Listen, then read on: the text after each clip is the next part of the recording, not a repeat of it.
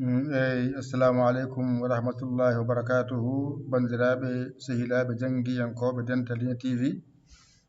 Dental Dina TV an mo jeeyanoke hen jiɗɗo jeeyede hen jahata ko YouTube binda Dental Dina TV jiyangal naata hen ko jangguinno fof so rendi ɗon tan moftanima windande 14 ɓiire nde eɗen janga saridu ɗum ɗo woni piccuɗo o so rendi wiyete ko saridu piccuɗo. Saridu noon so adima yowani ko saridu, hakkude bindol ko yowani ko saridu, so woni sara noon wonde piccuɗo innire saridu piccuɗo. ɗo so sirindima alama wonde hay goto ko saridu o wonde piccuɗo makko wiye saridu piccuɗo. O dapama ɗo woni saridu piccuɗo, so adima e bindol yo windire ndani ko saridu, so woni hakkude bindol ko yo windire ni ko saridu, so woni sara bindol yo windire ni innire saridu piccuɗo.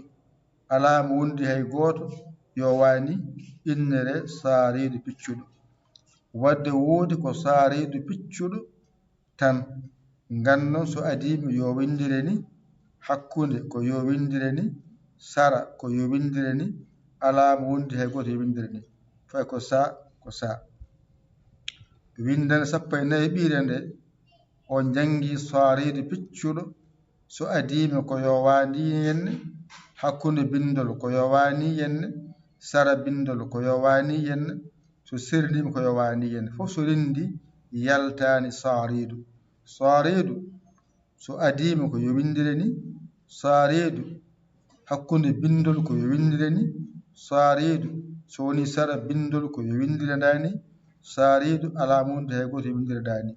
Wadde ɗo mbiyata ko saridu, ɗo mbiya saridu, ɗo mbiya saridu piccuɗo, ɗo mbiya saridu piccuɗo.